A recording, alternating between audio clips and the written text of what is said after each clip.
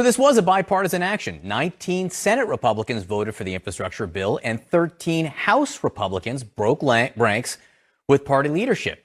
And joining us now is one of those Republicans, Nicole Malliotakis of New York. Congresswoman, thank you so much for being with us. You just heard Kristi Romans talk about some of the things in that bill. What was it inside that you liked so much for the people of Staten Island and Brooklyn that you voted yes? Well, you know, for years, maybe decades, Republicans and Democrats, local and national leaders have really not kept up with pace with infrastructure. And that is one of the key things that taxpayers actually pay for. When they pay their taxes, they want basic things and roads and bridges and tunnels and ports, ensuring that, you know, they have clean water, ensuring that they have an adequate sewer system. These are the things that people expect when they pay taxes. And so I'm happy to have joined with my colleagues to support this, one of the few bipartisan things that I've been able to say has been accomplished in this Congress. For my district in particular, I mean, the money in there can be used for all sorts of projects. And I look forward to working with my local legislators to identify what priorities we're going to unite on and push across the finish line. But everything from flooding on the Belt Parkway in Brooklyn to upgrading the subway signals for my constituents here in the city that are dealing with, you know, pre-World War II equipment and has led to numerous delays on the subway system.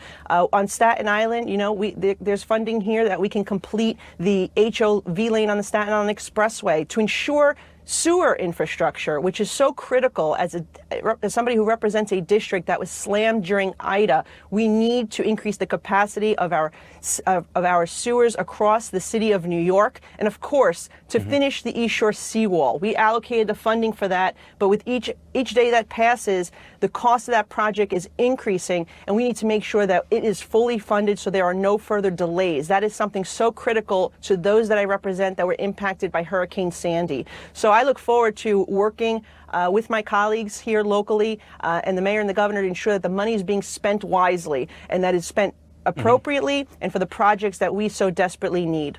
As you noted, this is one of the few bipartisan measures that seems to have gotten anywhere. And not just since you've been in Congress, you're fairly new, but for a long, long time. So what was the secret sauce here? Why was President Biden able to get Infrastructure Week finally where former President Trump couldn't do it?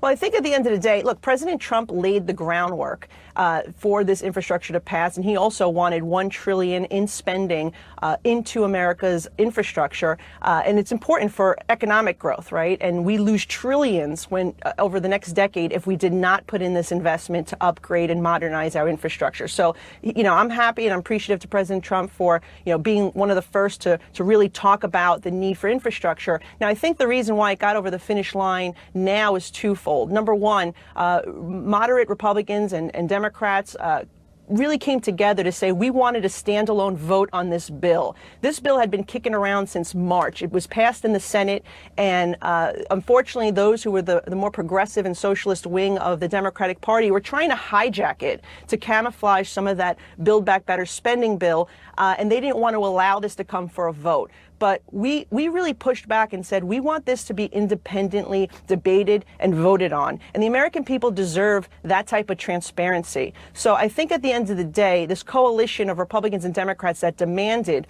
that it be brought for an independent vote were the ones that brought it over the finish line. And I think it was just a good victory, not just for the people in my district, but all across America. Right. And look, Republicans will get credit, Democrats will get credit, the president will get some credit. And President Trump does deserve some credit for initially saying that we need to invest $1 trillion into our infrastructure. At the end of the day, it's the people of this country and the people in my district that are the big winners.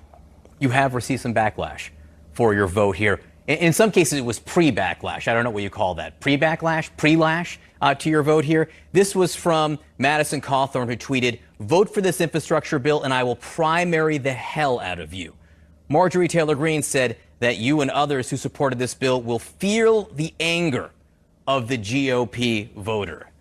How scared are you of Madison Cawthorn and Marjorie Taylor Greene? Look, I don't work for anybody except for my constituents, the people of Staten Island and Brooklyn. I'm going to do what's in their best interest.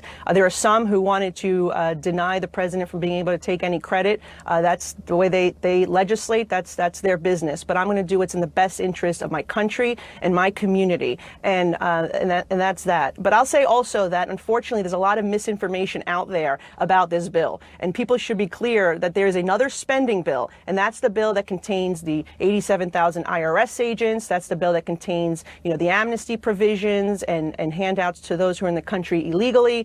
And that is the one that people are mostly upset and angry about.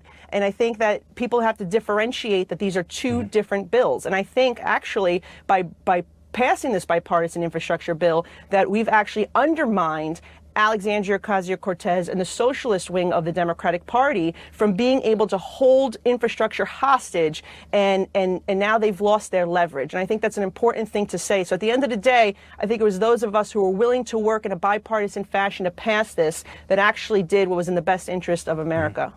Congresswoman Malliotakis, thank you for being with us. Appreciate seeing you this morning. Please come back on New Day. Thank you. So how could the infrastructure bill help relieve